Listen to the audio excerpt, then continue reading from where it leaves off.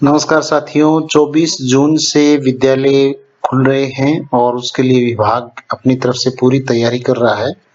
तो 24 जून से ही प्रवेशोत्सव कार्यक्रम शुरू हो जाएगा और उसमें फर्स्ट स्टेप में सभी विद्यालयों में हाउस होल्ड सर्वे किया जाना है।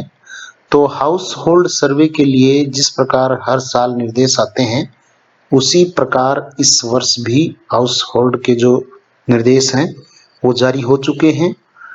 तो हाउस होल्ड सर्वे बच्चों का चिन्हीकरण है वो 24 जून से 1 जुलाई तक करना है और जो भी ड्रॉप आउट स्टूडेंट्स हैं उन ड्रॉप आउट स्टूडेंट्स को सीआरसी मॉड्यूल में प्रविष्ट करना है।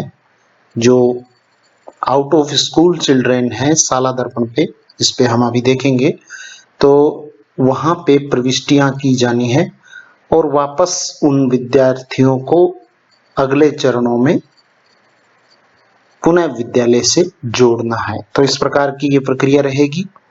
तो सबसे पहले हम देखते हैं हाउस होल्ड सर्वे के बारे में। तो हाउस होल्ड सर्वे का जिस प्रकार का हर साल का रूटीन होता है उसी प्रकार से ये है। इसमें इस फॉर्मेट की बजाय एक रजिस्टर वार्ड वाइज संधारित किया जाए तो ज्यादा उचित रहता है और उससे सर्वे किए जाने में भी आसानी रहती है। लगभग सभी विद्यालयों में हम परंपरागत रूप से उसी रजिस्टर में सर्वे करवाते आए हैं, तो उस रजिस्टर में ये कॉलम रखे जा सकते हैं। मुख्य रूप से इस सर्वे का जो उद्देश्य है उसमें ये है कि कोई भी विद्यार्थी 3 से 18 वर्ष जो आयु वर्ग में है, वो 3 से 5 तक के हैं वो तो आंगनबाड़ी में प्रवेशित होने चाहिए और जो 5 से ऊपर की आयु के हैं उन सभी का विद्यालयों में नामांकन होना चाहिए, चाहे वो राजकीय विद्यालय में हो चाहे वो निजी विद्यालय में हो। कोई भी विद्यार्थी ड्रॉप आउट नहीं होना चाहिए।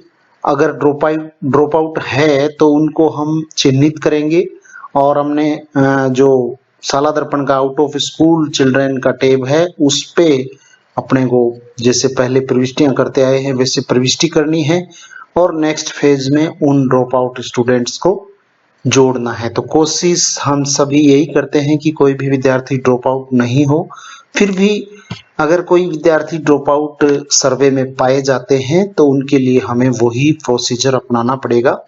तो यहाँ पे हम सर्वे प्रपत्र को देखें तो सबसे पहले ग्राम पंचायत, उसके बाद में वार्ड वाइज रजिस्टर होंगे। प्रत्येक वार्ड के अलग 2-2 प्रभारी बनाए जा सकते हैं और उसमें पूरे स्टाफ की मदद ली जा सकती है। आंगनबाड़ी कार्यकर्ता है उनकी मदद ली जा सकती है और इसके अलावा भी ग्राम में जो वार्ड पंच है उनसे मदद ली जा सकती है और भी जो उपयोगी लगे उनसे आप मदद ले सकते हैं। तो यहाँ पे गांव और हैबिटेशन यानी जो इलाका है, एरिया है, उसका नाम, फिर बालक बालिका का नाम, पिता अभिभावक का नाम, माता का नाम, जन्म दिनांक और आयु, लिंग और वर्ग और प्रवेशित कक्षा नहीं है तो यहाँ डैश आ जाएगा और इसी में आगे फॉर्मेट है। ये पूरे रजिस्टर में फुल स्केप में दोनों साइड में ये आएगा।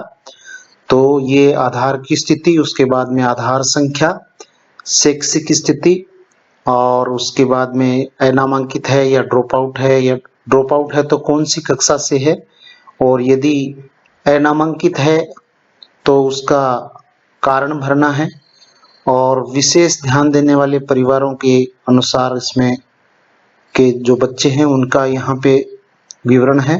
विशेष आवश्यकता वाले बच्चे हैं तो उनका यहाँ पे, और निजी विद्यालय से आने वाले बच्चे और उसके बाद में विद्यालय का नाम और अभिभावक मोबाइल नंबर। यहाँ पे कोई कॉलम आपको अनुपयुक्त प्रतीत होता हो तो आप अपनी सुविधा अनुसार कॉलम रख सकते हो। इसमें मुख्य रूप से जो 3 से 18 वर्ष का हम रखते हैं, लेकिन हमारी सुविधा के लिए हमें 0 से 18 वर्ष जो बच्चा आज जन्मा है उसका भी आप उसमें प्रविष्टि कर देंगे तो अगले साल के सर्वे में ये हमारे लिए लाभदायक रहेगा, क्योंकि अगले साल वो 1 साल के सर्वे में सीधा आ जाएगा, फिर अगले साल 2 साल के, ऐसे हमारे सर्वे में आसानी रहेगी। तो वार्ड वाइज जो रजिस्टर्स हैं उसमें ये कॉलम जो आपको अनुपयुक्त लगे उनको आप छोड़ सकते हो, ऐसे कोई जरूरी नहीं है कि सारे कॉलम भरे जाए।